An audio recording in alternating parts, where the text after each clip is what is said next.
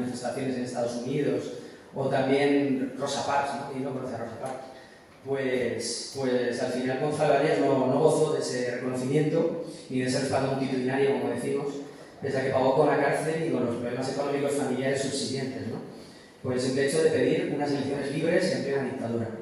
Y de manera más humillante, encima, fue tachado de loco y cumplió, si no recuerdo mal, parte de su reclusión en un psiquiátrico, ¿no? Según encontráis en el libro.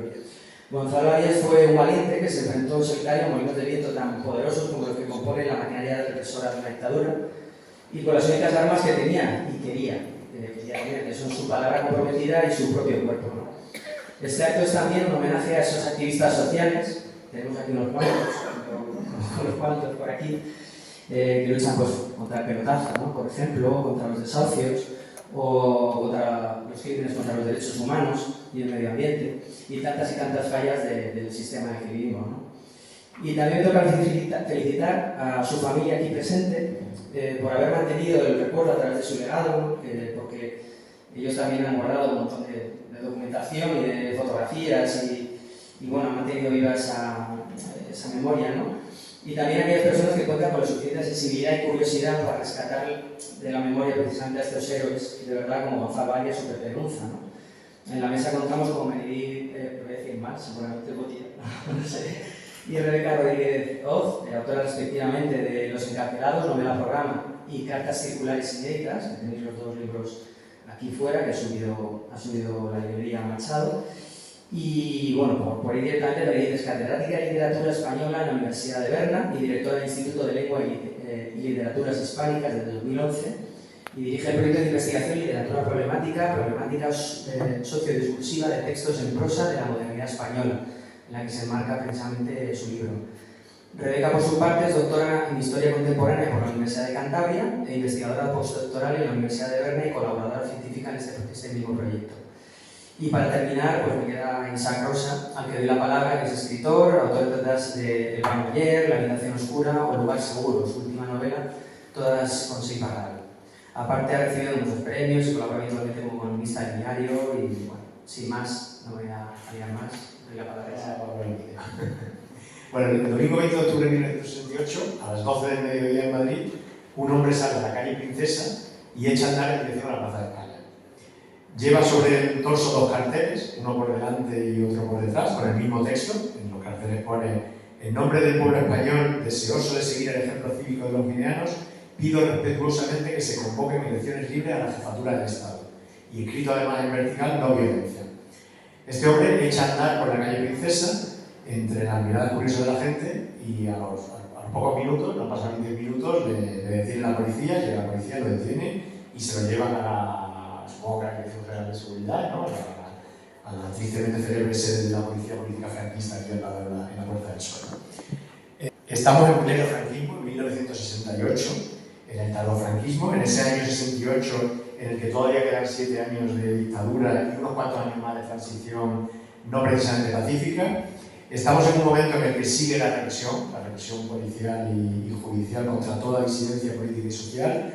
Estamos en un momento en que la dictadura sigue siendo dictadura, no es dicta blanda, como a veces parece que cuenta cierta historiografía o ciertos libros de memoria que hablan de esos años finales del franquismo, como si ya fuera algo mucho más relajado, como digo. Estamos en un momento en el que sindicalistas son condenados a penas de cárcel, en la que en la universidad la presencia de los grises es constante, con estudiantes apaleados, con profesores y catedráticos sancionados y expulsados. Estamos en un año en el que hay estados de excepción frecuentes, en el País Vasco sobre todo, con un tribunal de orden público que está sentenciando a pleno rendimiento a todos los disidentes, y en ese tiempo y lugar, como digo, en plena dictadura, un hombre sale en solitario a la calle a pedir elecciones libres, sale a manifestarse, sale a protestar, ¿no? Protestar contra la dictadura. Si su acción es sorprendente, más sorprendente es lo que había ocurrido unos meses antes de esa acción, ¿no? Que por si ya nos sorprendería que alguien saliera solo a la calle en el 68 con unos carteles, ¿no? Solo unos meses antes, ese mismo hombre había publicado una novela editada en Francia, pero distribuida en España por él mismo, que la metió en el país y la estuvo distribuyendo. Una novela en la que anticipaba y detallaba la acción, en la que además es que avisaba hasta el día en que iba a salir a la calle, avisaba de lo que iba a hacer, ese 20 de octubre de 1968, en lo que esperaba él, que fuera una acción masiva, una acción popular, que fuera secundada por muchos otros ciudadanos y que terminara en una revuelta democrática, como nos cuenta en la novela precisamente. En la novela comienza con alguien que sale a la calle con unos carteles y que avanza por la calle, no le detienen a los pocos minutos, como le pasó a Gonzalo Arias, y avanza acompañado de otra gente, con ciertas complicidades, y esa acción hace que días después otra gente se una, y van pasando las semanas, y cada vez más gente sale a la calle de forma pacífica, con unos carteles, hablando de elecciones, hablando de no violencia, y eso pone en marcha todo un movimiento ciudadano que hace que se va extendiendo a otras zonas del país también y que hace que meses después se haya convertido en una gran movilización, una especie de revuelta cívica contra la dictadura, ¿no? Esa es la trama de la novela que él publica unos meses antes y que él decide llevar a la práctica. Decide llevar a la práctica saliendo a la calle como el protagonista de su novela en esa primera página, ¿no? Este hombre se llamaba Gonzalo Arias, su novela se llama Los Encarcelados, que es la que estamos aquí presentando en esta edición, aunque tiene Beatriz aquí la primera edición, la que se pudo leer en Madrid. Y aunque estamos hablando de novela, de literatura, de ficción, hay que empezar aclarando sin ninguna duda que Gonzalo existió. Que es algo que lo que uno piensa cuando cuentan esta historia, ¿no? Es que es un personaje que no era. Hay que decir que Gonzalo no fue un personaje, no era un personaje de Los Encarcelados, sino que era una persona real, tan real como su libro y como su acción y como las consecuencias que tuvo, ¿no? Lo que provocó su acción.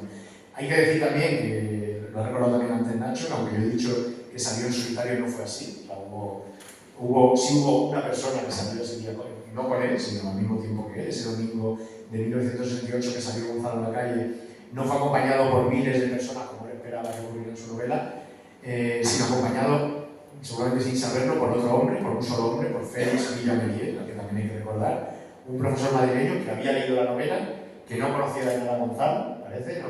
y que por su cuenta, simplemente a partir de la lectura de la novela, sin ponerse de acuerdo con el autor ni con nadie, decidió seguir la propuesta de la novela, decidió aplicar lo que decía la novela y decidió salir a la calle también él, ese mismo día, unos minutos después de Gonzalo, con unos carteles que decían no violencia, y también fue detenido, ¿no? Si asombrosa la historia de Gonzalo, a mí me parece tanto más asombrosa la historia de este lector que a partir de la lectura de la novela decide salir a la calle, ¿no? Decide salir a la calle, como digo, en pleno 68, ¿no?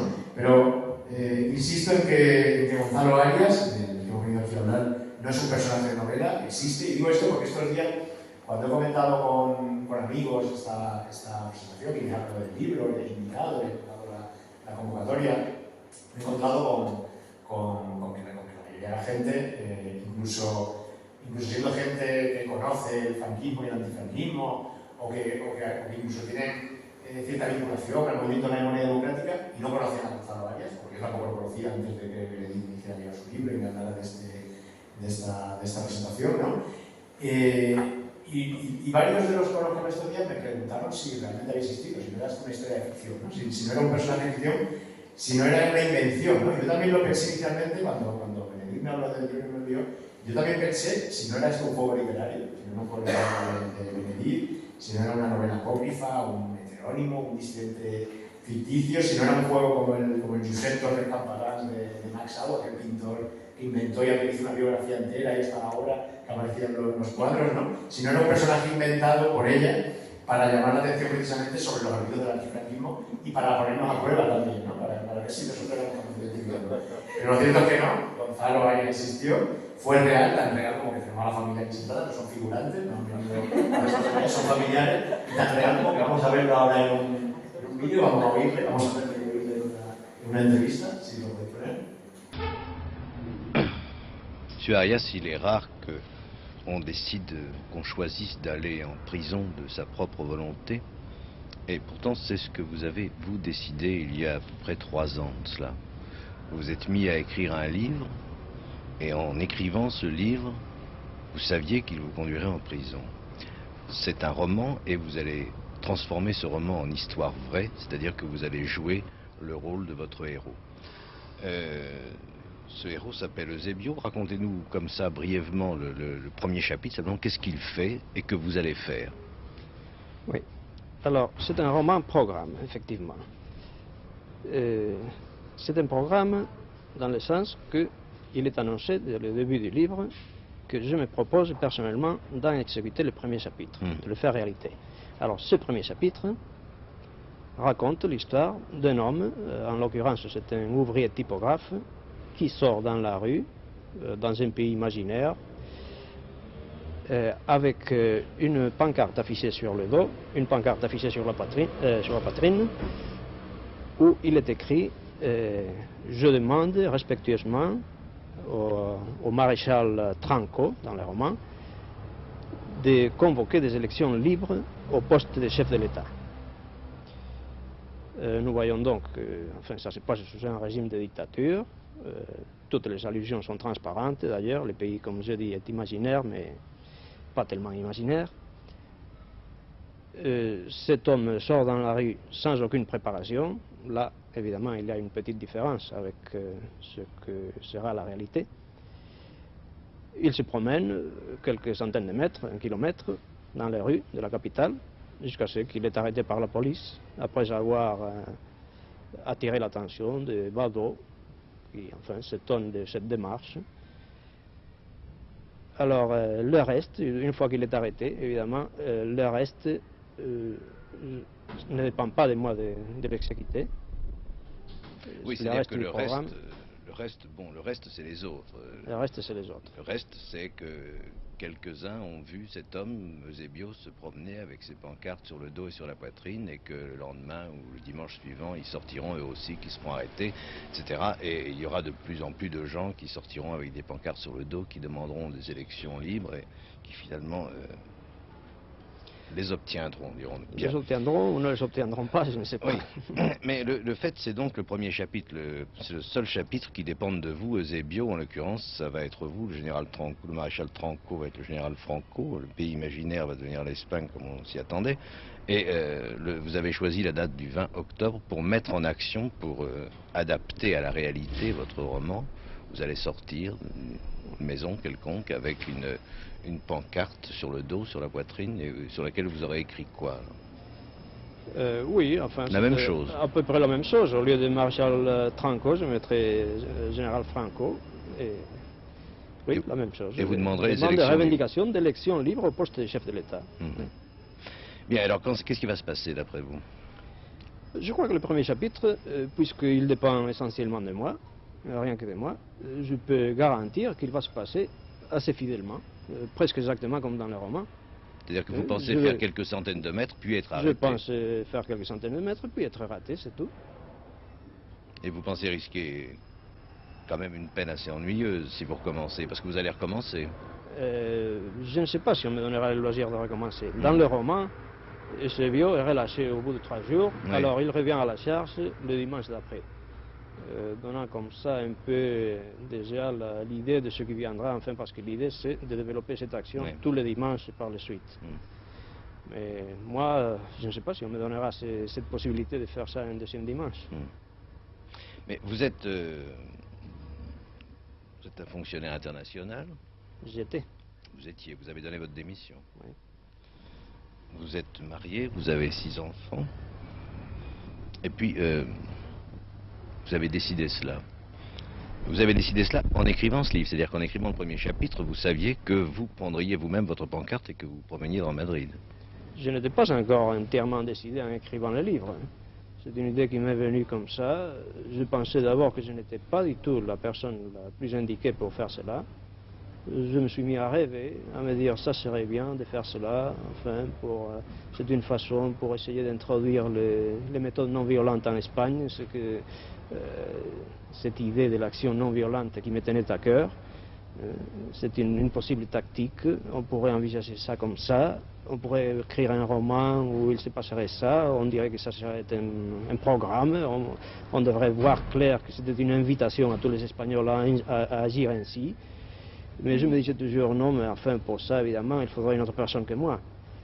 Mais petit à petit, je commençais, bon, je me suis dit, écrivons d'abord, commençons à écrire, voyons qu'est-ce que ça donne. J'ai commencé à écrire. Et lorsque j'avais écrit ma première version du livre, j'ai présenté ça à quelques amis, j'ai vu que ça paraissait amusant, enfin, ceux qui l'ont lu l'ont trouvé amusant. Et voilà, la décision de le faire est venue petit à petit. Mais est-ce que ça vous paraît pouvoir réussir. C'est-à-dire que pour que ça réussisse, il faut que beaucoup de gens fassent comme vous et que vous restiez en prison pratiquement. Oui, ne me demandez pas de faire des Pronostics. prophéties, des pronostics Oui. là-dessus. Oui.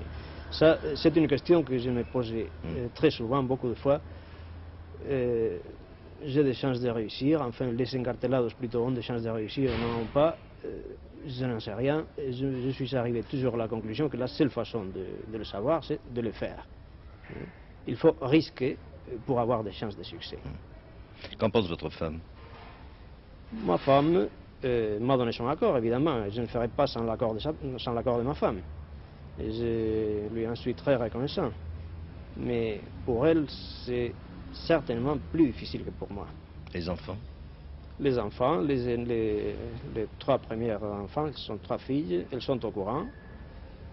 Et elles ont donné aussi, enfin, accord. Je ne peux pas parler d'accord, mais enfin, la première a reçu la nouvelle d'une façon calme, elle a compris. Quel âge a-t-elle? Elle a 11 ans. Les autres, oui, j'ai eu des réactions différentes. La deuxième a pleuré beaucoup au commencement. Enfin, c'était difficile à la consoler, mais vous savez, les enfants, après tout, oui. Vous avez l'impression de risquer beaucoup ou pas? Oh, je ne sais pas. Je préfère de ne rien avancer là-dessus, parce qu'on pourrait me prendre au mot si je dis... Et qu'est-ce qui se passe si rien ne se passe, justement? C'est-à-dire que si finalement vous passez, puis que rien ne se passe? Si rien ne se passe, j'aurais échoué. C'est une possibilité prévue. Mon échec, évidemment. J'aurais fait le ridicule. C'est quelque chose que je risque, mais c'est plus facile de risquer le ridicule pour quelqu'un qui n'a pas un nom, qui est un inconnu, qui n'a pas une personnalité comme moi, que de demander cela à une personne qui soit un notable des lettres ou de la politique.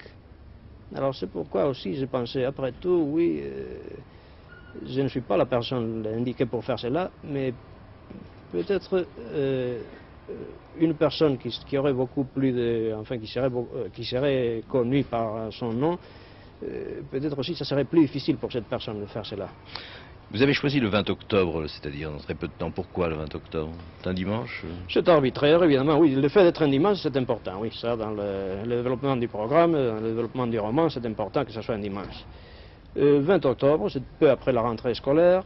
Les étudiants, pour ainsi dire, sont disponibles. Vous comptez beaucoup sur les étudiants? Je compte sur les étudiants parce que je les connais. Je crois que j'en ai beaucoup d'amis parmi les étudiants de l'Université de Madrid. Et j'aimerais beaucoup aussi que d'autres couches de la population espagnole s'intéressent, prennent part dans l'affaire. Mais je dois dire que je les connais moins. Mais les élections libres, les élections présidentielles, c'est un peu symbolique comme réclamation. C'est ça, c'est symbolique. C'est symbolique, ce que je prétends, c'est de dire au peuple qu'il doit prendre ses responsabilités, qu'il doit essayer d'exercer le droit de tout peuple civilisé d'intervenir, de participer, pour employer un mot très à la mode, participer dans les affaires publiques. Cette façon la façon de participer peut être les élections au poste de chef de l'État, peut-être une autre forme, ça m'est égal, mais enfin, le fait c'est ça. Vous croyez que la non-violence a un bon avenir en Espagne? Voilà un point où il y a des avis très partagés, oui. Souvent, on pense que l'Espagne, c'est le pays moins indiqué pour la non-violence. On nous dit que nous sommes un peuple violent, c'est le peuple de l'Inquisition, c'est le peuple de la Reconquista, des guerres contre les infidèles, le pays où il y a eu plusieurs guerres civiles pendant un siècle. Il y a du vrai, certainement, mais dans cette sorte de généralisation sur la psychologie des peuples, enfin, je suis très méfiant. Je me résiste à croire que mon pays soit moins civilisé, parce qu'au fond, c'est ça. De première. Donc, Donc vous croyez qu'en Espagne, la non-violence peut être efficace? je crois qu'elle peut être efficace. Au moins, je crois que ça vaut la peine d'essayer. Dans les circonstances actuelles, il y a plusieurs facteurs qui jouent. Et d'abord, oui, la lassitude qui a laissé dans les générations jeunes la guerre civile vécue par leurs parents. Personne ne veut recommencer une guerre civile en Espagne. Puis, d'autre part, même d'un point de vue pratique de l'efficacité, je crois que tout le monde qui a un peu de sens des réalités se rend compte que les méthodes violentes ne sont pas possibles en Espagne. Oui. Il y a même, je pense à un jeune théologien espagnol, hein, de l'école, la plus moderne et révolutionnaire, oui, qui prône, je ne sais pas si ouvertement, mais enfin au moins il justifie la violence. Mais je pense qu'il est tout à fait en dehors des réalités. Qu'est-ce que vous risquez en faisant cela? Qu'est-ce que je risque? Si on prend les lois espagnoles en main, je pourrais même risquer plusieurs années de prison. Mais enfin, c'est une question essentiellement politique. Peut-être que le gouvernement espagnol aurait intérêt à étouffer l'affaire, à ce qu'on n'en parle absolument pas, et pour ça faire, oui, mais vous avez intérêt à ce qu'il ne l'étouffe pas, n'importe comment. Oui, je joue un peu sur la carte de le spectaculaire, si vous voulez. Donc vous souhaitez finalement être condamné d'une manière importante? Je souhaite, oui, de dire que je souhaite être en prison et point longtemps, enfin, ce n'est pas certainement mon souhait direct, mais c'est un peu inévitable, oui, d'être mis en prison, parce qu'enfin, c'est inséparable de l'action telle que je l'ai conçue. Non, pour moi, je voudrais être relâché aussitôt que possible. Vous n'avez pas peur de faire cela? Je n'ai pas peur pour ma sécurité personnelle. C'est-à-dire, il y a des gens qui m'ont dit « Oh, vous devez être préparé à tout, vous suivez le chemin du pasteur Martin Luther King. » Bon, non, je ne crois pas. Franchement, je ne crois pas. De ce point de vue-là, je n'ai pas peur. Mais évidemment, oui, je risque une privation de liberté, ça c'est certain. Et vous vous sentez courageux ou vous êtes obligé de vous forcer? J'ai des moments de faiblesse quand je pense à ma famille.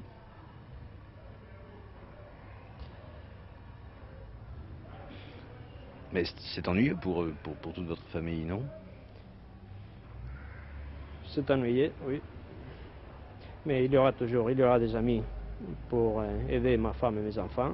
Ça, évidemment, avant de prendre cette décision, j'ai beaucoup consulté les amis, je me suis rassuré, dans la mesure du possible, à ce que rien ne manquera à ma femme et mes enfants. Ce n'est pas tout à fait, enfin, tout n'est pas clair, non? L'avenir de ma femme et des enfants ne sont d'ores et déjà tout à fait garantissés si je suis absent longtemps. Ce n'est pas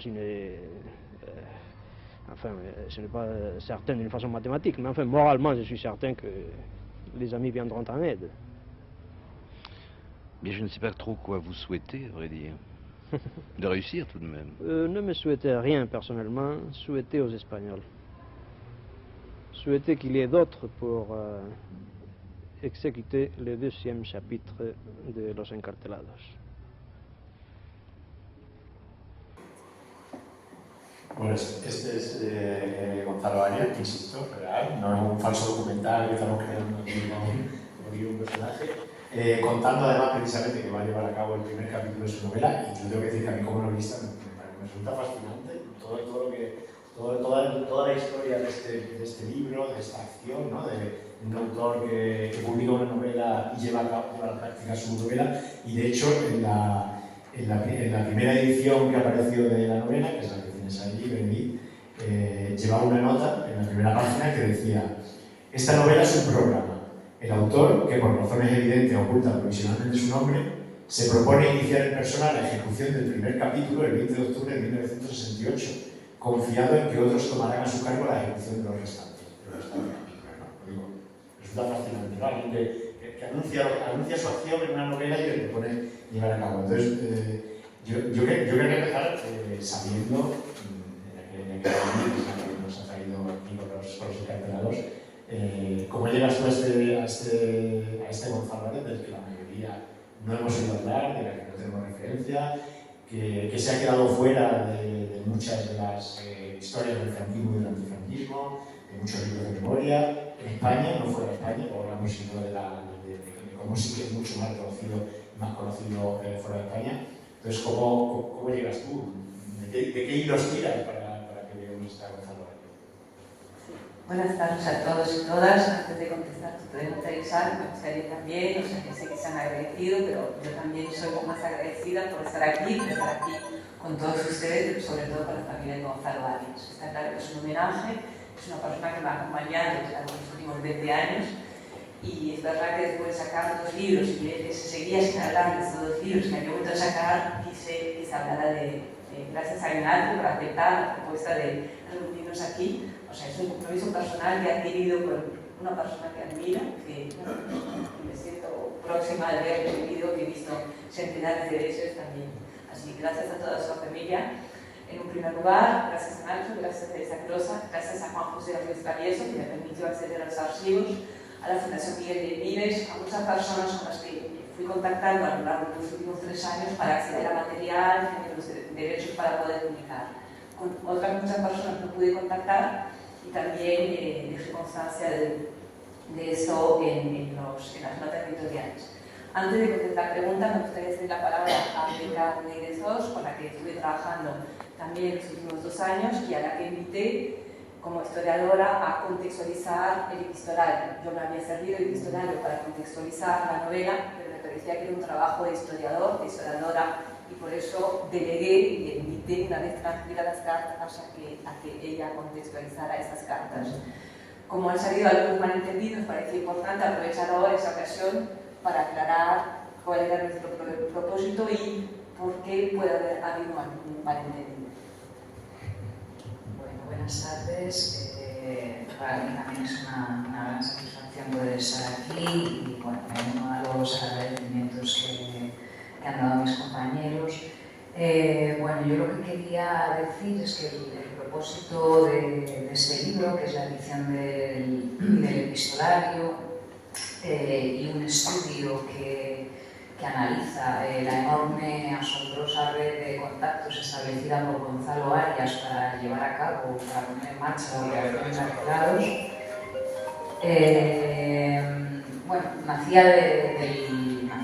del propósito de rescatar una figura que quedó sumida en el olvido al cruzar el umbral de la transición. Y era una historia que merecía un estudio académico, porque bueno, Gonzalo Arias solo había referencias a él en obras memorialistas, escritas por personas vinculadas con el movimiento de los objetores de conciencia, de la no violencia, y bueno, hasta los trabajos que le empezó a dedicar Benedict, pues no se había hecho nada académico al respecto.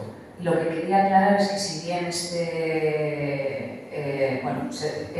trata de un trabajo, los 2 trabajos que aquí presentamos, que han conseguido 2 cuestiones importantes. Una es subsanar el no lugar de los encarcelados de la performance literaria del acto de desobediencia civil en la historiografía, tanto histórica como literaria española, y dar a conocer al público esa amplia red de contactos que abre múltiples ventanas al conocimiento de la España y la Europa del momento.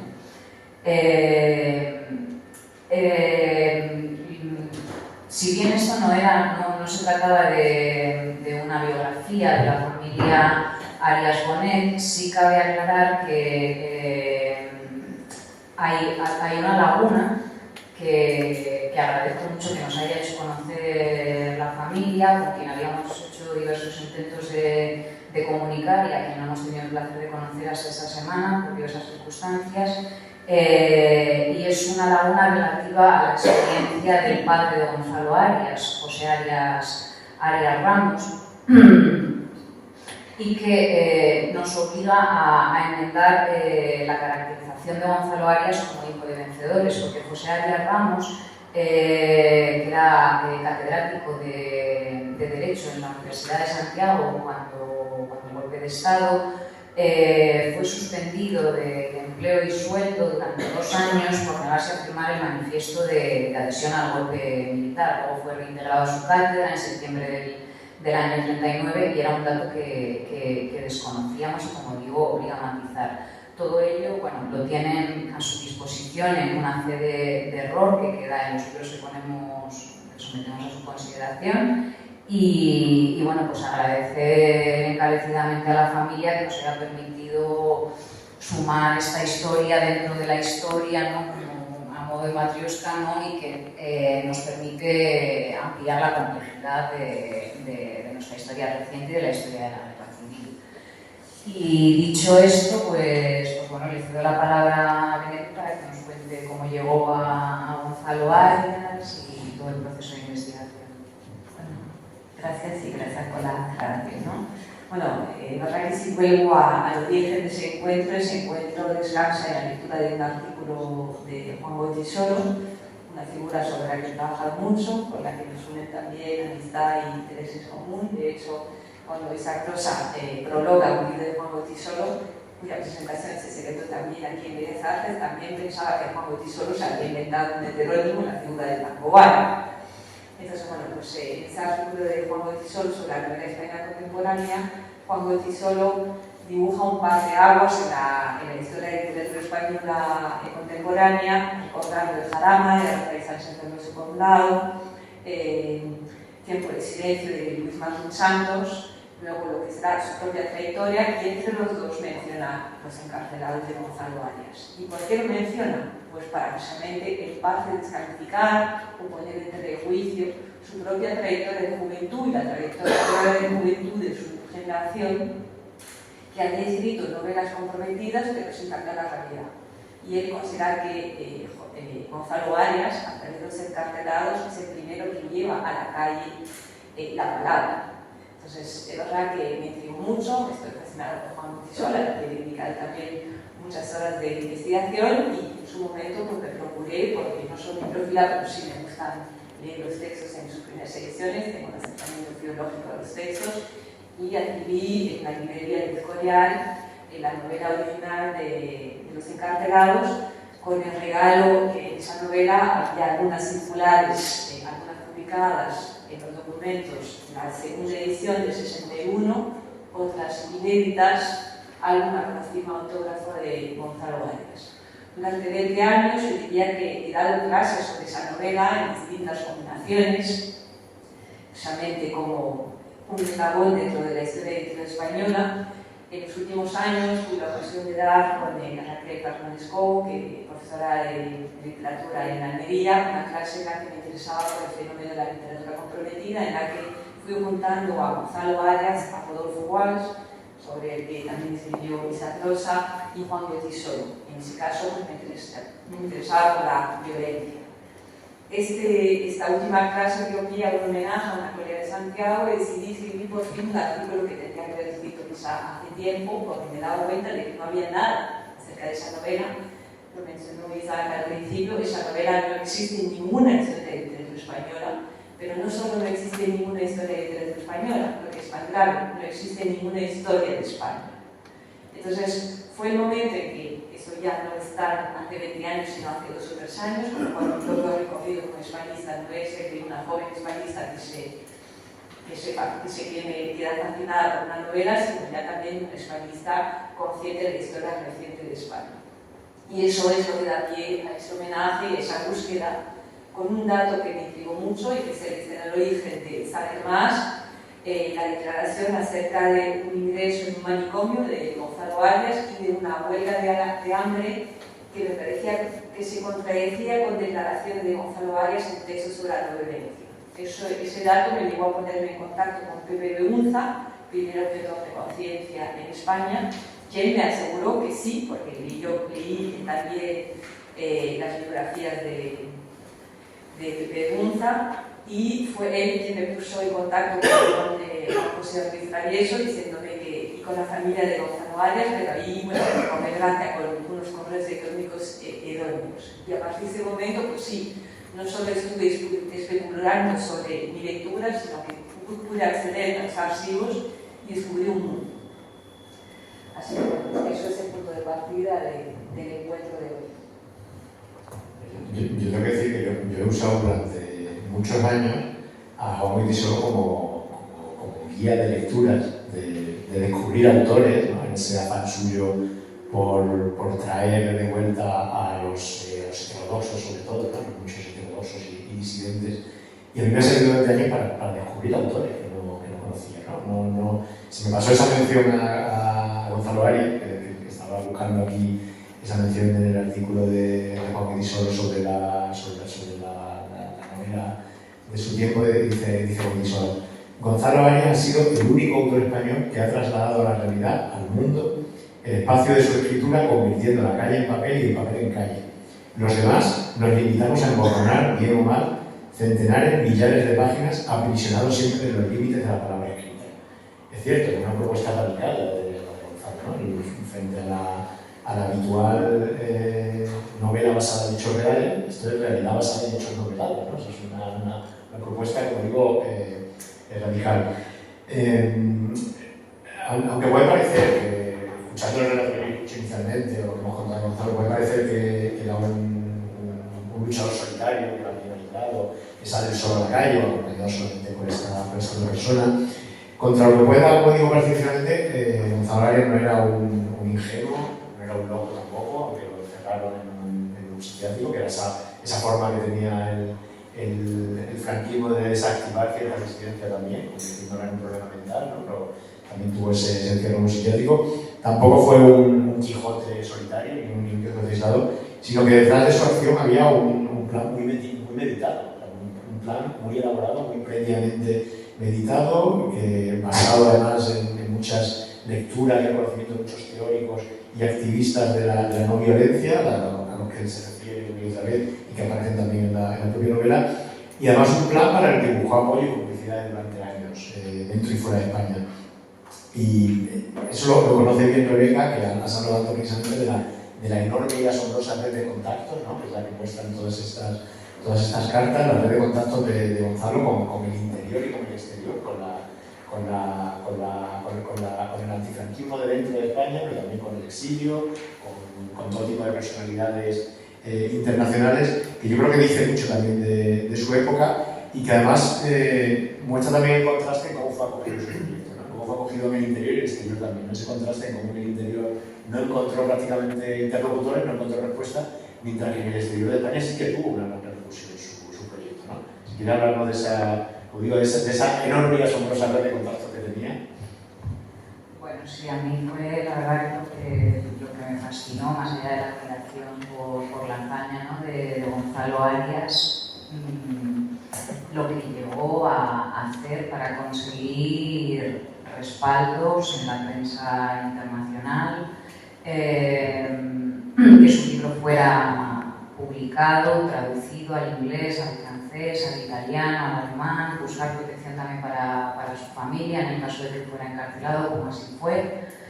Y efectivamente a mí me llamó la atención el contraste, ¿no? Entre los grandes apoyos que recibió del exterior y la falta de apoyos que recibió de las élites con las que él contactó, ¿no? Para poner en marcha su proyecto. Es verdad que el contraste también era dramático entre las consecuencias de quienes estaban fuera de la España franquista y quienes estaban en ella, ¿no?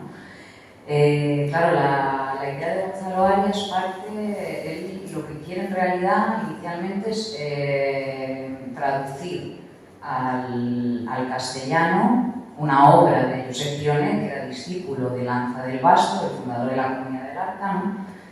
Y bueno, se pone en contacto con José Luis López Aranguren, ¿no? Para proponerle que la prorrogue, ¿no? Porque necesita precisamente, ¿no? Que alguien, ¿no? El héroe de la oposición, que acaba de encabezar las manifestaciones en solidaridad con los estudiantes, ¿no? Alguien así tire, ¿no? de masas despolitizadas, desorganizadas, ¿no? Aranguren, por las razones que fuera, bueno, le dice que no, ella también estaba fuera de España, estaba en California, ¿no? Y entonces es cuando se plantea, ¿no? Escribir la novela. que también es interesante señalar que, bueno, como además luego se va a publicar en una editorial francesa, que es la que publica el gran compendio de los grafitis de mayo de 68, pero el proyecto de Gonzalo Arias es independiente de eso, aunque bebe de todo lo que él conoció, de los movimientos de desobediencia civil frente a la guerra de Argelia en Francia y demás, ¿no? Entonces es un proyecto que inicia en diciembre, creo recordar, de 1965, la novela se acaba de escribir en el 67 y él busca apoyos por doquier, o sea, por todas partes. Empieza a escribir y él tenía grandes relaciones a través de su puesto en la UNESCO, con traductores de la UNESCO y con figuras muy importantes del exilio, ¿no? Entonces, bueno, descubrir eso fue fascinante. Bueno, en el estudio se trata de agrupar, ¿no?, en distintas constelaciones políticas, más bien, ¿no?, todas esas figuras, ¿no? Entonces, uno de los grandes grupos con los que Gonzalo Arias se pone en contacto es, pues, todo ese sector de los llamados falangistas liberales, resistentes silenciosos, es decir, aquellos intelectuales que fueron franquistas y tomaron el camino de la disidencia a partir de los sucesos universitarios de 1956, ¿no? Y ahí pues encontramos pues figuras pues, que todos conocerán. Está Aranguren, está Antonio Tobar, que fue rector de la Universidad de Salamanca, está todo el entorno reunido en torno a Ruiz Jiménez, en Cuadernos para el Diálogo. De ahí su relación también con Peces Barba, que fue de la Constitución y fue uno de sus abogados, junto con Manuel Villararregui, que le defendieron en la serie de juicios a los que fue sometido. Luego está todo el entorno de la revista barcelonesa El Ciervo, que era una revista que nació, bueno, del nacionalcatolicismo, luego muy influidos por el personalismo francés, el cristianismo de izquierdas francés, algo un poco más raro en España, ¿no? Hasta los años 60, como veremos, ¿no? La revista El Ciervo, pues también de ahí viene todo lo que es el Felipe, el Frente de Liberación Popular, que tiene un papel fundamental en la novela de Gonzalo Arias, ¿no?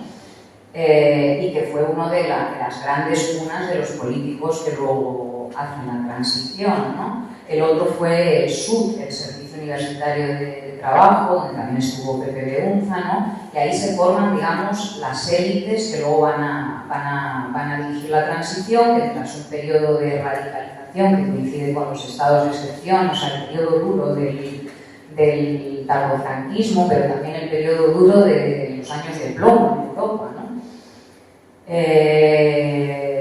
Todo muy influido por los movimientos tercermundistas, de lucha armada, el Che Guevara, la guerra de Argelia, los curas guerrilleros, todo ese entorno, ¿no? Y en el sur, por ejemplo, una figura fundamental, ¿no?, en el proyecto de Gonzalo Arias, que fue el padre Llanos, que había sido, bueno, pues, jesuita, confesor de Franco, pero que a partir de los años 50, también muy influido por la experiencia de los curas obreros, ¿no?, franceses, ¿no?, belgas, pues, bueno, pues, monta su actividad misionera en el Pozo del Tío Raimundo, y a partir de ahí pues, es uno de los grandes promotores del diálogo cristiano-marxista, que es otro de los temas de la novela y uno de los grandes debates de la Europa del momento, ¿no? Y bueno, fundador también de comisiones obreras, bueno, lo comentaba antes, ¿no?, que es una época verdaderamente fascinante de alianzas extrambóticas y bueno, muy diferente, ¿no?, de nuestro tiempo, que podemos hablar de ello luego, ¿no? Bueno, pues muchas de esas figuras de los falangistas y católicos liberales, Aranguren, Miguel Vives también aparece ahí en el epistolario, Carlos Santamaría, que fue mentor del rey Juan Carlos, gente muy vinculada con el nacionalcatolicismo que se va distanciando del régimen, ¿no? Todos ellos también estaban muy vinculados con el Congreso por la Libertad de la Cultura, que también fue, que fue el órgano, la plataforma de contrapropaganda soviética, anticomunista, que financiaba la CIA para combatir, digamos, el prestigio de la Unión Soviética en esos momentos entre la intelectualidad occidental, ¿no? Y en España ellos dirigen un proyecto, el secretario, bueno, las grandes figuras son Aranguren, Dionisio Ridruejo, toda la gente que está en el llamado contubernio de Múnich, ¿no? Y lo que se trata es de establecer un proyecto para cuando Franco muera, alternativo al de la principal fuerza de la resistencia antifranquista, que era el Partido Comunista, ¿no? Ese es uno de los grandes grupos que, bueno, como sugería Isaac Rosa, fue quizá el que menos ayudó a Gonzalo Arias, ¿no? Luego estaba también otra constelación ya en el exilio, vinculada también con el Congreso por la Libertad de la Cultura, que era el reunido en torno a la revista Ibérica, que estaba dirigida por Victoria Kent, que fue diputada en las Cortes Republicanas, luego ministra del gobierno en el exilio, y bueno, en torno a la que se agrupaban pues, también figuras esenciales que también estuvieron en el contubernio de Múnich, digamos, figuras esenciales del antifranquismo anticomunista, ¿no? Salvador de Madariaga, Julián Corquín, que venía del mundo del trotskismo, antistalinista. Ahí también estaba Virgilio Tella Pastor, que fue una figura muy importante en el desarrollo del proyecto de la Operación Encarcelados, ¿no? Figuras como Manuel Lujo, el líder del nacionalismo vasco, muy vinculado con el movimiento europeísta, financiado por Estados Unidos, digamos, para combatir también, estamos en el marco de la Guerra Fría y eso tiene un efecto sobre la historia de Gonzalo Arias también, ¿no? Luego hay otro gran grupo dentro del exilio, que es el grupo reunido en torno a la editorial y sobre todo a los cuadernos de la revista del Ruedo Ibérico, que fue, bueno, conocerán, ¿no? Pues el gran instrumento de contrapropaganda franquista, y ahí pues había pues, un poco reunidos gente también de todo tipo del antifranquismo de izquierdas, no comunista, no PC. Gente de Felipe, libertarios como José Martínez, ¿no? Que era el director, y todos aquellos que salieron con Jorge Semprún y Claudín, ¿no? En la gran, digamos, expulsión y escisión del Partido Comunista, que también se produce por esos años. Ahí estaba Goytisolo. Yo, bueno, tengo un poco la tesis de que a partir del revuelo, ¿no? Porque, claro, Gonzalo Arias contacta con Ruedo Ibérico, recibe una respuesta negativa por parte de José Martínez, dice, bueno, no va a tener éxito editorial en España, tal. Luego lo intenta con François Masperó, que era, bueno, pues uno de las grandes figuras de la contracultura francesa, tampoco lo consigue, le dice, mira, yo esto de la no violencia yo no creo en ello, ¿no? Y finalmente, en la segunda edición, ¿no? En el año 71, después de intentarlo varias veces, se va a publicar el Ruedo Ibérico, y yo creo que fue por intermediación de Juan Goytisolo, que tenía un papel fundamental, ¿no? En la sección de literatura. Bueno, ese es el otro gran grupo. En fin, es abrumador la cantidad de personas que conocía, con las que se puso en contacto. El otro gran sector, digamos, el tercer gran sector, es el cristianismo de izquierdas francés, que viene del personalismo, de Jacques Maritain, de, bueno, todo lo que es los cristianos socialistas, ¿no? Afuera de cristianos, ¿no? Que tanta influencia tendrían en el Concilio Vaticano II, que es el otro gran acontecimiento que marca, ¿no? la gesta de Gonzalo Arias y toda esa época, ¿no? Ahí está Jean-Marie Domenach, que era el director de la revista Street, ¿no? Una de las grandes publicaciones de la Europa de la segunda posguerra mundial, ¿no? De la preguerra también, y que tuvo también mucha influencia en ese sector, Peces Barbas, Cuadernos para el Diálogo, en el Felipe, Alfonso Carlos Comín, ¿no?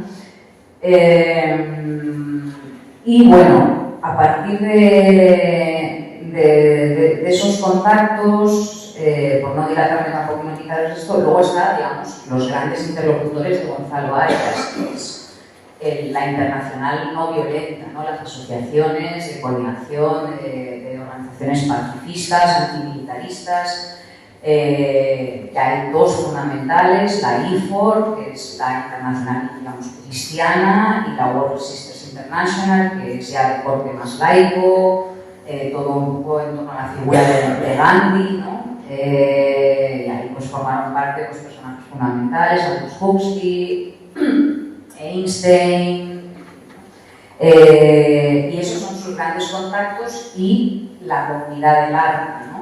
Que la funda Lanza del Vaso, el discípulo de Gandhi, estuvo con él en la lucha por la independencia de la India, ¿no?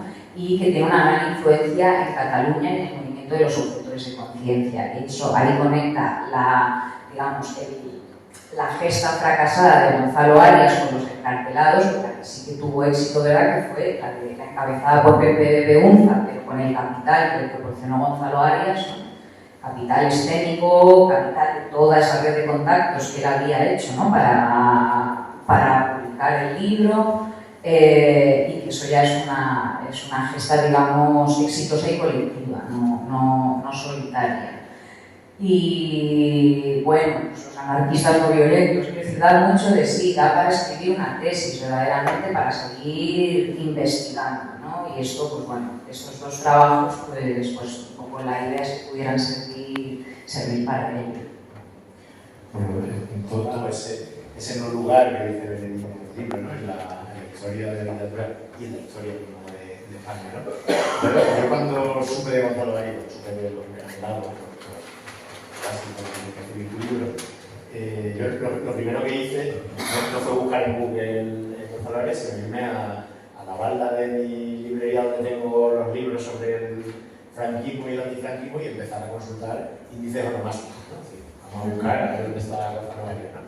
Y en efecto no aparecía por ningún lado. Empezaba a ver incluso libros dedicados a la lucha antifranquista, incluso libros que se centran específicamente en el antifranquismo en los años 60, en finales de los 60, y me sorprendía que no estuviera. De ahí mi sospecha, como decía antes, de que estuviera jugando con nosotros Benedict, y de hecho la mención a mi novela, Iván ayer en tu introducción, me lo hacía más sospechoso todavía.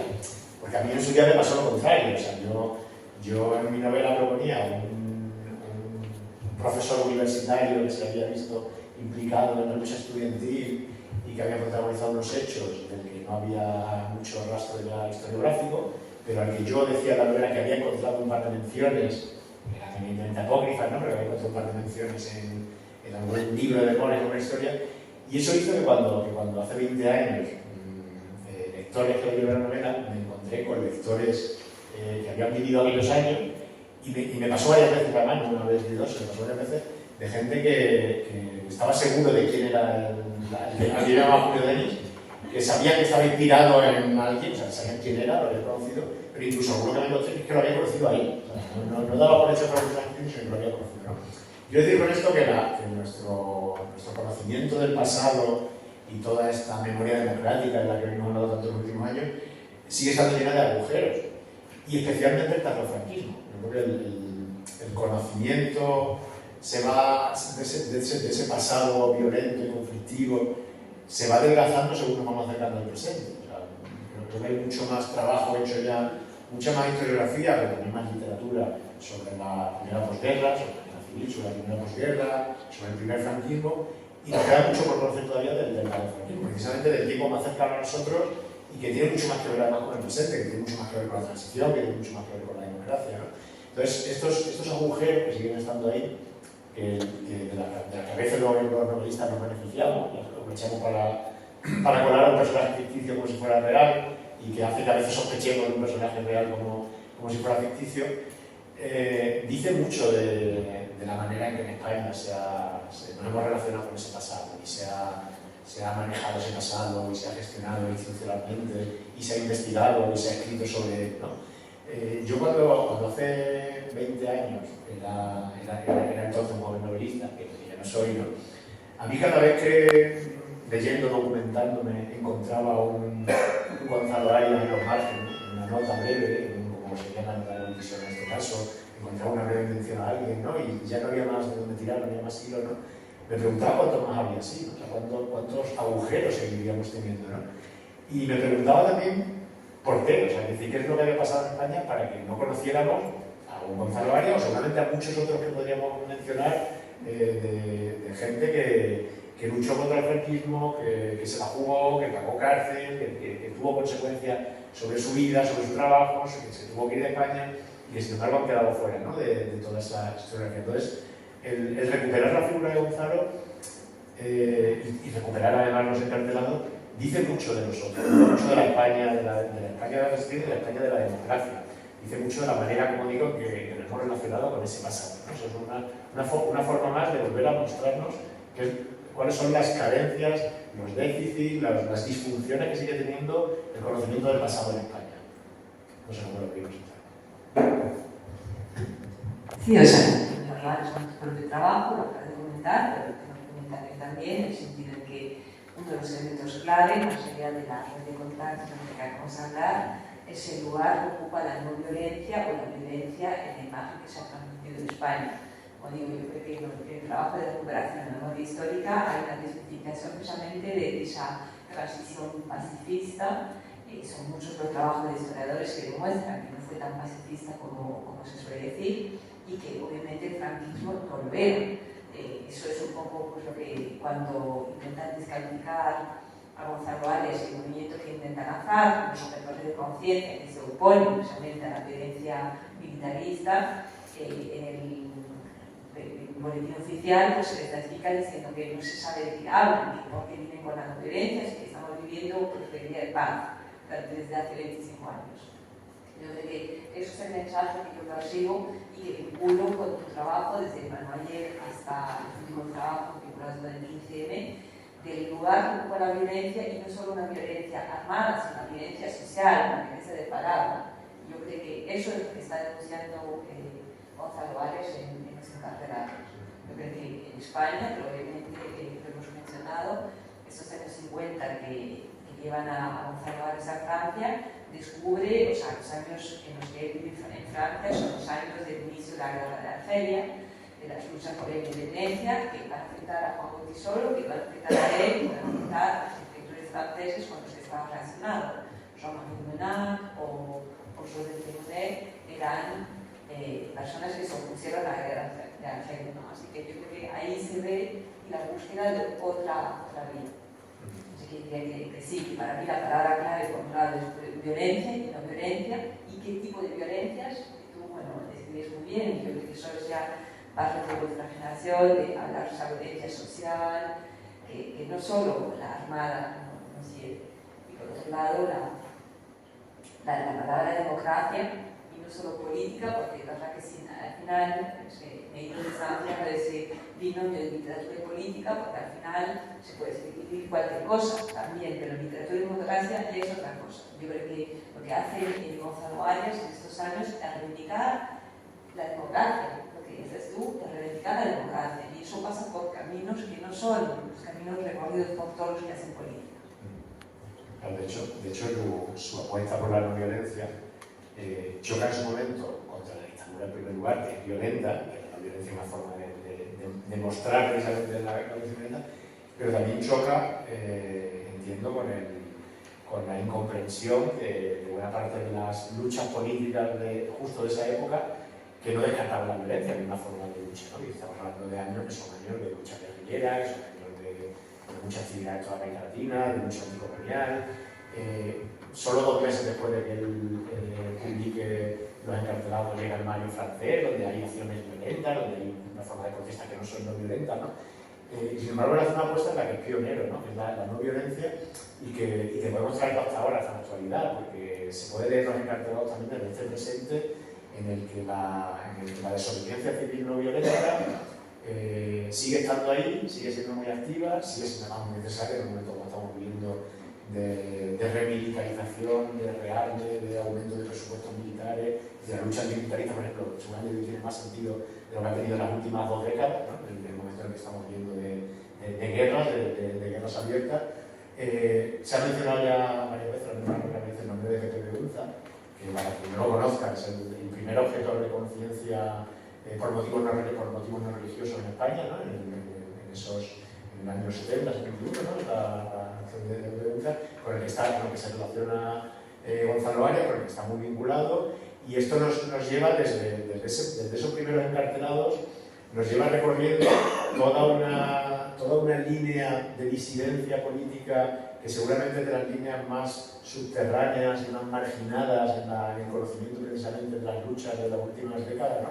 Que es toda esa apuesta por la no violencia y que tiene que ver ya con episodios posteriores que seguramente sí son más conocidos, por los que podemos vincular a Gonzalo Arias, más que por los encarcelados, que tiene que ver con todo ese movimiento de objeción de conciencia y posteriormente de insumisión, con todo el antimilitarismo, pero que nos llevaría también hasta luchas del presente. Nacho había mencionado al comenzar la lucha contra los desahucios, podríamos hablar de activistas climáticos también, que hacen acciones también basadas en la no violencia, en protestas simplemente de poner el cuerpo, y podemos hablar, por supuesto, del antimilitarismo, que sigue estando ahí. Entonces, esa es una lectura actual de Gonzalo Arias a partir de su novela, pero también a partir de todo ese trabajo que hace Rebeca en todo ese material con el que trabaja, que es lo que le da toda esa contundencia, toda esa fuerza intelectual precisamente a la propuesta de Gonzalo, que no solamente es una novela de una acción aislada, sino que detrás hay una apuesta, como digo, pionera por la no violencia. Bueno, es muy interesante leer, ¿no?, Los encarcelados a la luz del presente también, ¿no?, porque ahí Gonzalo Arias aborda los grandes temas del momento, pero que son temas que han vuelto a surgir, sobre todo a partir de la crisis, ¿no?, financiera de 2008, el 15M, porque uno de los grandes temas, ¿no?, que trata allí Gonzalo Arias es ese dilema entre democracia formal, que se llamaba en la época democracia real, o democracia política, democracia económica, que es un tema que volvió a surgir, y bueno, también el tema de la violencia, de la legitimidad del uso de la violencia, bueno, pues también ha tenido su presencia, ¿no?, crítica o no a los scratches, la violencia, como se llama, en la época se llamaba la violencia opresora y la violencia liberadora, ¿no?, porque había una violencia estructural, porque bueno, Gonzalo Arias no estaba de acuerdo, le parecía un poco llevar eso demasiado lejos, ¿no?, lo de la violencia económica, era el respeto a la vida, a la dignidad humana, derechos civiles, políticos, hasta ahí, pero quiero decir que son temas que han vuelto a resurgir, sobre todo a partir de, bueno, de la sucesión de crisis, ¿no?, que están sacudiendo nuestro tiempo, y luego, por supuesto, el tema del militarismo, del pacifismo, pues en un momento en el que volvemos a una especie de nueva guerra fría, ¿no?, con los países escandinavos adscribiéndose a la OTAN, el tema de la paz, en fin, todo eso pues, son temas que en nuestro tiempo, pues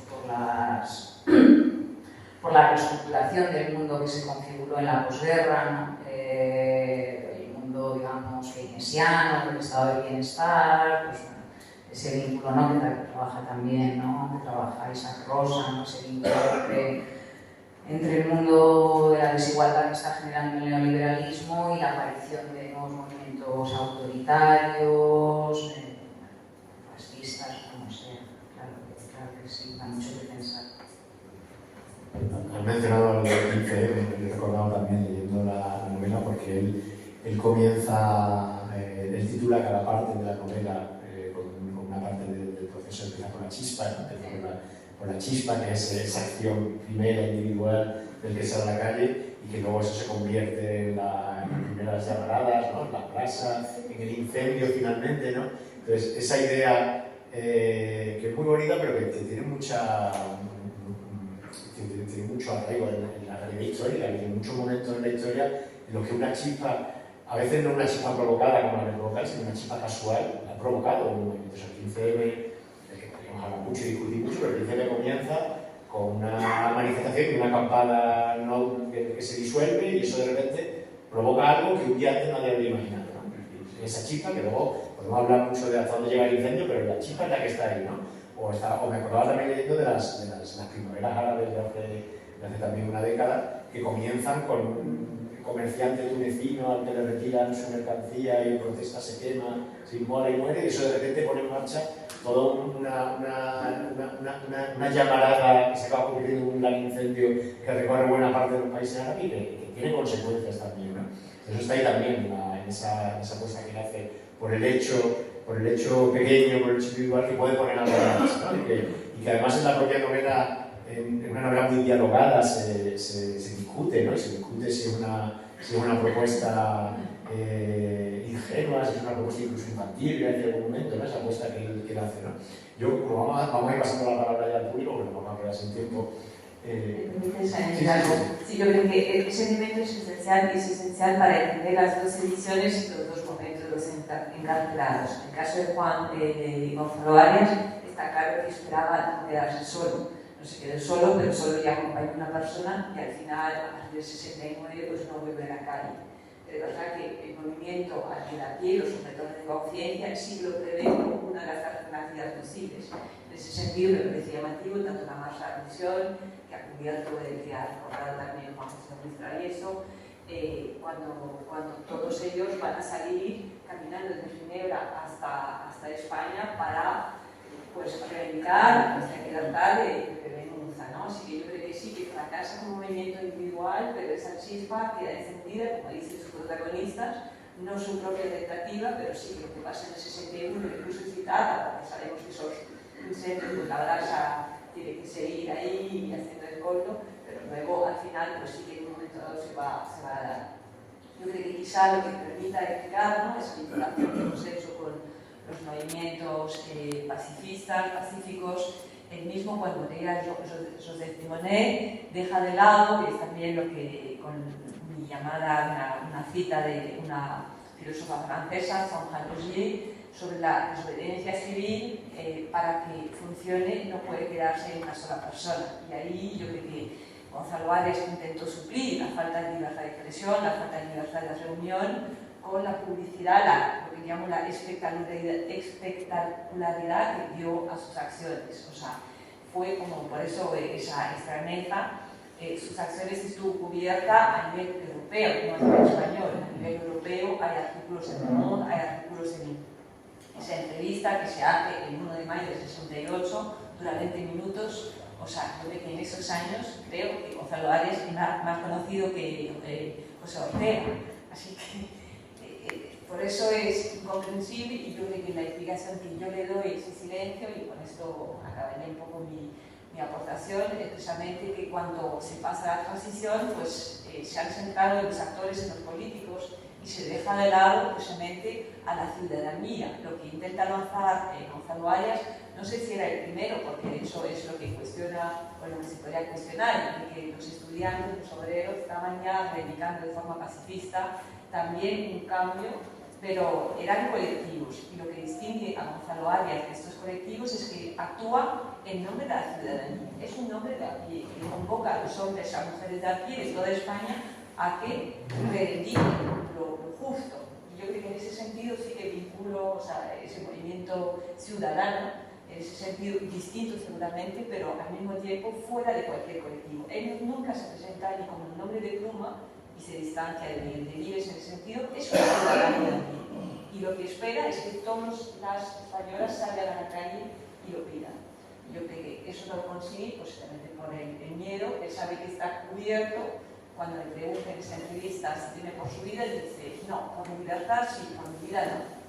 Y yo creo que lo que le protege, su escudo, es la visibilidad de la cobertura internacional. Está apoyado por la Amnistía Internacional. O sea, en los años 60, Gonzalo Arias forma parte de dos personas respaldadas por la Amnistía Internacional y más menos. Así que yo creo que ahí es donde se ve esa complejidad de un sueño, pero yo no creo que haya fracasado. Por eso me parece que los encarcelados, más allá de su acción, son los objetores de conciencia. Es un proyecto no militarista, es un proyecto pacifista. Pero como tú dices, yo creo que vamos a pasar la palabra seguramente a yo solo quiero recordar antes de pasar la palabra, para aparte de recordar que los libros están a la venta afuera, con la librería de Machado, solo quería recordar que aunque no parezca por todo lo que estamos diciendo, estamos hablando de una novela. Es que yo una de las cosas que quiero agradecerte es que pongas a disposición de los lectores una novela que ha estado fuera de circulación durante décadas y que hoy se puede leer, y que más allá del interés y del reconocimiento a todo el proyecto intelectual y civil de Gonzalo Arias, podemos leer una novela. Y podemos leer una novela que yo creo que decía ya como lector de novela y como novelista, que se lee muy bien, que se lee con gusto, que contiene una propuesta radical, como yo decía antes, ¿no? Una propuesta radical de imaginación política, de acción, de convertir en hechos una novela, pero que además se lee con mucho gusto. Los animo a que la leáis porque es una novela que... Muy irónica, muy humorística. Muy divertida por muchos momentos. Muy divertida especialmente para lectores madrileños, una novela muy madrileña. Uno se lo pasa muy bien reconociendo porque desde el propio nombre de España al de Franco, al de Madrid, todos los nombres están cambiados y es muy divertido reconocer los barrios de Madrid y las calles de Madrid con los cambios de nombre que hace. Pero luego tiene momentos de humor en la novela, ¿no? Hay un momento en que él imagina que el movimiento de los encarcelados se convierte en una atracción turística, que vienen turistas del extranjero para ver a los encarcelados, ¿no? Para conocerlos. En los archivos hay un plan de Madrid, o sea, te lo puedo enseñar después, un plan de Madrid con las calles, noticias. Sí. Yo según iba leyendo me iba apuntando el nombre del barrio y esto es Carabanchel, esto es Puente de Vallecas, esto es Tetuán, ¿no? Lo digo, muy disfrutable. Y ahora sí, para darnos el tiempo, si queréis preguntar, hablar, comentar, aportar algo más sobre Gonzalo Varía, primero que, al contrario de otras personas, el movimiento pacifista sí conocía a Gonzalo Arias y de hecho teníamos todos sus libros y seguíamos la obra de Gonzalo, no solo la literaria, sino la ensayística, como La Tentación, La Violencia que hacíamos reto, Este Encuentro de Mañana, El Antigolpe, que tuvo una reseña bastante importante en el país. Jim Sharp hizo una edición, una especie de edición de Anticamp, de Antigolpe, y le mandó a Gonzalo Arias un ejemplar de las espacias. Lo curioso fue que cuando en el año 2009 yo voy a trabajar a la línea, que había estado viviendo varios años allí con la familia, pues me encuentro con que no se conoce a Montserrat.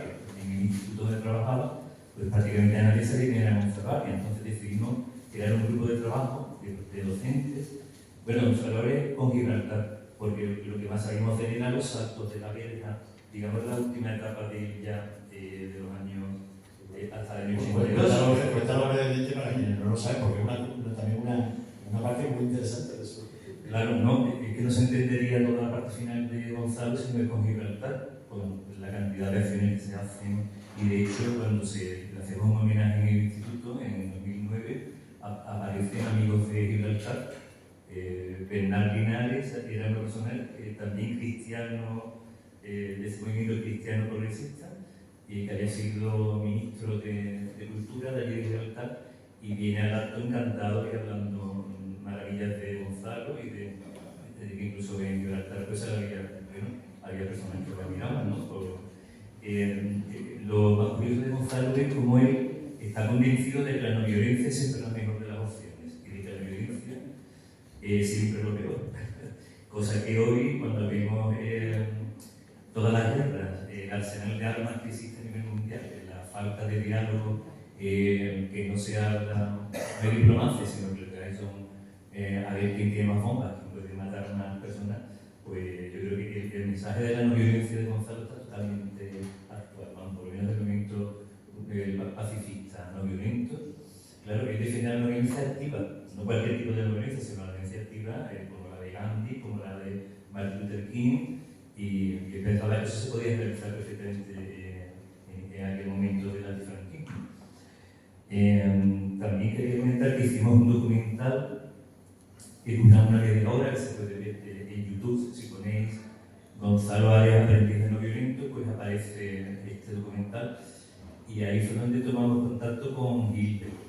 Yo quería romper una lanza por Gilbert, creo que además la persona de la familia con la que más contacto he tenido, aparte de Mario, también lo conocí en el homenaje a Gonzalo, y creo que es una mujer súper valiente, que hay que reivindicarla lo mismo que Gonzalo.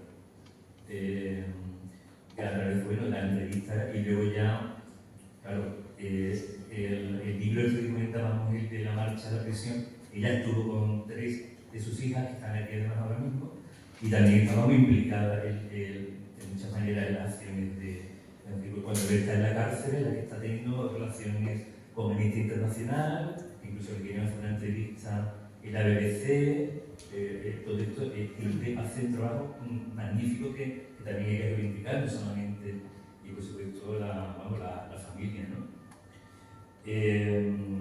hay que decir, me gustaría decir que AINSA ha sido un centro de documentación para la paz que había en Málaga y contribuyó también a editar muchos libros de Gonzalo, hasta una última edición de los encarcelados que se puede descargar también en PDF. Y bueno, Antonio, la persona que llevaba este centro de documentación, estaba distribuyendo los libros de Gonzalo por todos sitios. En mi centro educativo compramos todos los libros de Gonzalo. Pues decimos que la gente no conocía de Gibraltarofobia, los cuentos relacionados con Gibraltar, que el trabajo también de difusión de la obra de Gonzalo ha sido muy importante de este centro de documentación de AINSA. Y ya terminando, ¿no? El otro día, hablando de Palestina, en una charla sobre Palestina, decía una persona que es una lástima que no se acuerden la mayoría de las personas de lo que fue el movimiento antifranquista. O sea, habría que volver a recuperar la importancia que tuvo ese movimiento antifranquista, de la cantidad de personas que había implicadas, arriesgándose a la cárcel, arriesgándose a la tortura y todo lo que... La serie que están poniendo ahora de las abogadas puede ayudar a esta memoria histórica. Y entonces en mi clase de filosofía me lleva años y años trabajando con los libros de Gonzalo, con la historia ramificada, con el antigolpe. Creo que para los jóvenes serían, y son materiales, creo que Benedicta también lo utiliza en la universidad, pero son libros magníficos para trabajar el tema de la no violencia, de la desobediencia civil, y que hay un texto de Hitler que es Memoria de Gonzalo, que lo publicó, que es una maravilla, que lo recomiendo a todo el mundo que lo lea, justamente la gente de papel que tenía su esposa, ¿no? Y la familia. Y nada, que yo estoy contentísimo de haber encontrado a Benedict, de otra persona que también se ha interesado tanto por este tema y que me parece que es un día muy importante para que se ponga en valor todo. Se sabe poco, no es fácil y hablar con los archivos pues nos pone por lo menos en la pista y nos permite recuperar y reconstruir poquito a poco con las lagunas. Hemos hablado de las dificultades cuando se investiga sobre una figura de la que no se ha hecho nada, pues la verdad que se navega un poco a tiendas, a ciegas, de vez en cuando pues no acercando, otras veces sí. Así que yo creo que sí que es importante, ¿verdad?, que esas dos ediciones, dos momentos distintos, esa cobertura internacional que llegó a tener, esa voluntad de ser traducido, porque verdad que, como decía yo como filóloga, una de las cosas que más me interesó también era precisamente ver que había conseguido lo que había traducido, que estuviera en la calle al mismo momento una edición francesa, una edición inglesa y su propia edición. Como saben, hoy en día pues sí, se traduce muy rápido, pero esos libros estaban en la calle en Francia y en Inglaterra antes de que saliera Gonzalo Arias. Había conseguido después de un de amigos, así que bueno, yo creo que son las cosas que a mí más me impactan y también más interesante hace que no se sepa de él y que no sea fácil. Por eso me pido también mi agradecimiento a Ignacio Salcedo, que no sea fácil seguir investigando porque uno tiene la sensación de que publica un libro y no sabe si vuelve a caer en un pozo del olvido donde ya había caído Gonzalo Arias, ¿no? Así que espero que ese encuentro no sea más que la mecha, la chispa de una nueva recuperación. Sí, tenemos tiempo para yo cuando me llegó la información de esta mesa me alegré mucho. Bueno, era de uno de los primeros objetos de llegada a este uno de los primeros objetos de conciencia y dije, qué bien, vamos a recuperar un poco a este hombre. Porque yo llevo en el movimiento de la objeción de conciencia y en el antimilitarismo desde hace muchos años. Y en Madrid y en toda España se le conocía mucho a Gonzalo Arias, era una referencia. Y en Madrid estuvo varias veces. Yo estuve de parte en dos ocasiones y se vendieron sus libros, ¿no? Y también leímos y hemos mantenido, pues, aunque no se le nombrará tanto, pero sí su hacer y su traducción y su tradición. Y no solo en espacios, como estoy yo diciendo, a partir del 2008, no, en el antimilitarismo hemos continuado trabajando desde aquellos años hasta hoy. Hemos ido profundizando, hemos ido a lo mejor ampliando los puntos de vista, trabajando de otra forma, pero Gonzalo Arias de una u otra forma sí ha estado muy presente en nuestro trabajo. Y yo no fui de las personas que contactó con él directamente en aquellos años, pero en Madrid sí viven esas personas. Su memoria está presente y está viva. Lo que quiere lamentar es que no sea entre los académicos, entre los jóvenes, entre personas que no conocieron y que lo tenían que conocer. Como comentaba Isaac, a mí también me parece preocupante que no esté en ningún libro sobre el cartotractismo. Y yo he publicado también muchísimos libros y con todos los colegas catedráticos de literatura española con los que ya he llegado a hablar, nadie lo conoce. Y no sé si muchos lo habrán leído. O sea, nadie lo conoce y no sé si hará el esfuerzo de conocerlo. Así que a mí eso es mi preocupación como docente. Que su memoria esté presente entre los convencidos, sí, pero yo creo que hay más. Hay un problema precisamente de memoria histórica y ese es el problema del que queremos hablar. Porque estas personas, desde la literatura, desde la acción, desde la música, sigue habiendo muchos ámbitos por recuperar, ¿no? Se mencionaba a Ramón por un lado, a Cristóbal After por otro lado, que también a Pepe Beunza, a Joan Bar, o sea, hay mucho y hubo muchas cosas, pero esas cosas se saben demasiado poco. ¿Puedo hablar?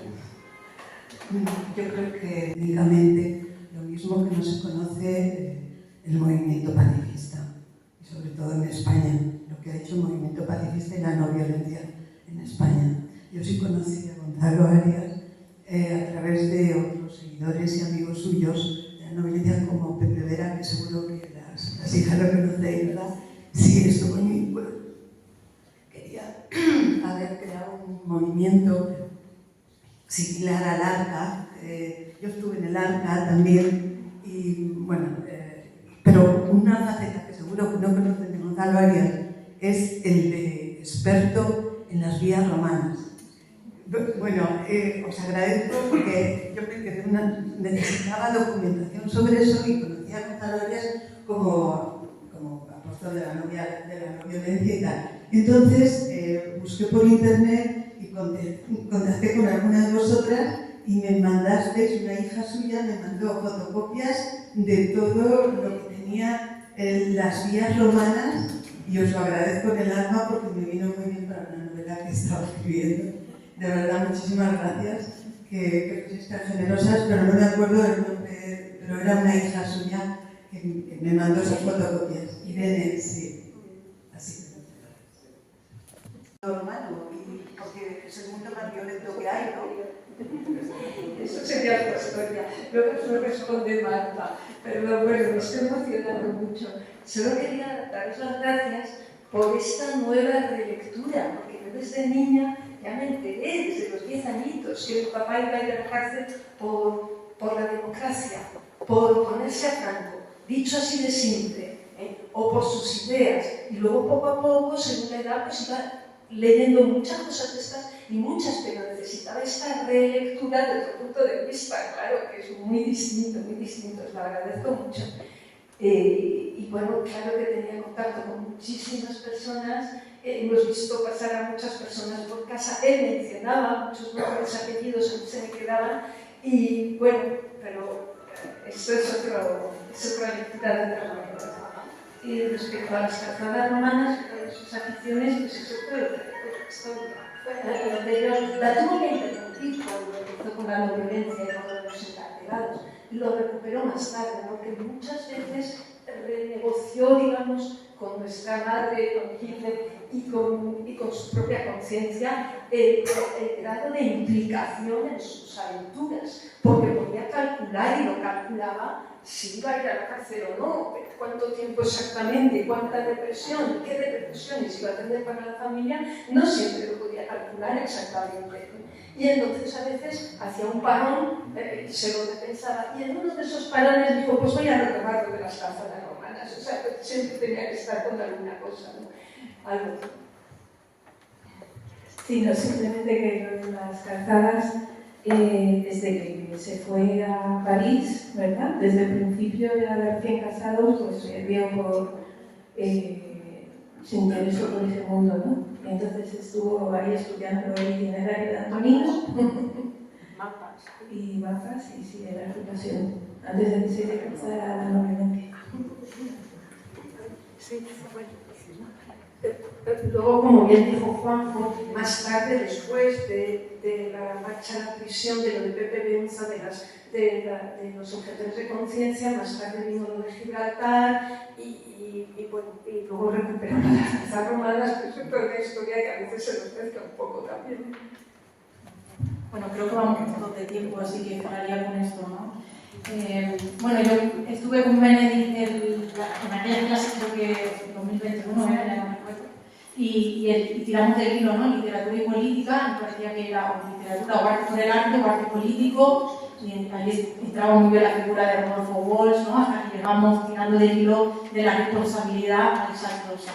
Y creo que es muy importante tener en cuenta dos cosas, que estamos hablando de una novela, y somos historiadoras de la literatura y nos dedicamos a eso, entonces sí es cierto que se puede conocer en círculos, ¿no? La figura de Gonzalo Arias, en círculos pequeños, pero yo como historiadora de la literatura no tenía ni idea, y creo que el trabajo que han hecho desde 2021 hasta ahora, o sea, que era un esbozo, que lo que hizo Benedict fue un comentario discursivo sobre la novela, hasta el trabajo que ha presentado ahora me parece extraordinario, y el trabajo que ha hecho Rebeca me parece extraordinario, así que, bueno, yo agradecida y enhorabuena por ese trabajo. Estoy muy orgullosa de vosotras. Y bueno, por otro lado, no olvidar, ¿no? que es una novela y que creo que el trabajo empieza ahora, el activismo empieza ahora cuando, si queremos de verdad recuperar la figura, hay que hacerlo salir del círculo. Y para hacerlo salir del círculo, lo que tenemos que hacer los profesores es incorporar esta novela precisamente a nuestros programas de literatura, porque si no, esto no tiene ningún sentido. La novela se quedaría en esta presentación y el objetivo es que se lea, y para que se lea Gonzalo Arias y para enseñar que hay otra opción, que no solamente está la literatura arte por el arte o la literatura política, que además esta opción hay que añadirlo a los programas de literatura, así que yo desde aquí sería un profesor universitario a partir de, ¿no? de literatura a partir del 50, por favor todo el mundo a incorporar su programa esta novela de la encarcelada. Esto está presente en la sala y que sí que Gonzalo Arias dejó muy claro y tenía muy presente el sacrificio, ¿no? al que estaba sometiendo a la vez a su familia, desde que esa concepción del aprendiz, que es la última carta que se recoge en ese epistolario, una carta que yo encontré como circular en ese ejemplar, que no estaba recogida en los documentos, se ve también, pues sí, este desgarro que él sentía entre un ideal por el que estaba luchando y unas obligaciones. Y él mismo dice que en un momento dado pues, se da cuenta de que no puede seguir adelante. Como dice, pues pongo un alto en el camino, dice el momento en que entra en la danza, entra en el baile, Pepe Beunza, ¿no? Siempre Pepe lo admira, lo considera como su maestro e insistía en que era mucho más valiente Gonzalo con 6 hijos que él mismo, que era un joven soltero con 20 años, de aceptar ese sacrificio personal. Gonzalo lo hizo, pero también siempre contando con el respaldo de él. Así que yo creo que sí, que ese homenaje es a él, a su familia, a su esposa, y yo creo que, bueno, con esto sí que debe quedar claro, que él lo tenía muy presente. Bueno, no sé si tú querías decir algo más o cerrar. Vale, yo, bueno, hemos empezado diciendo que Gonzalo Arias era muy olvidado, no queda en primer lugar, y sin embargo esto ha servido para darnos cuenta que no es muy olvidado, que no tiene el reconocimiento que merece, pero que sigue muy vivo en todo ese movimiento social de desobediencia civil no violenta, que sigue muy vivo en todo el trabajo que viene haciendo Juan y todo el movimiento civilitarista en el sur, que sigue muy vivo en toda esa obra suya, que sigue circulando y que se sigue leyendo, pero para quienes no formamos parte de esos círculos, desde hoy tenemos por los 2 libros, 2 excusas menos para no conocer a Gonzalo Arias, y yo creo que de aquí deberíamos salir todos con el compromiso de darlo a conocer entre los jóvenes, porque agradeciendo a todos la presencia, la gran media de quienes estamos aquí, necesitamos, sea vía universitaria, como decías tú, sea a través de trabajo en los institutos que decía Juanjo, pero esa conexión que tiene Gonzalo precisamente por el presente, por este presente de guerra, de revitalización, en el que vuelve a hacer falta, o sigue haciendo falta, seguramente toda esa lucha no violenta y pacifista, pues hace que tenemos que comprometernos todos con que Gonzalo Arias habla del círculo, de quienes ya le conocían, de los cercanos, y que lleguemos además, como digo, a los jóvenes, ¿no? Que creo que no falta ni nada. Muchas gracias otra vez a todas y a todos, y gracias al Círculo de Bellas Artes, gracias a Jesús, gracias a Rebeca, y los libros están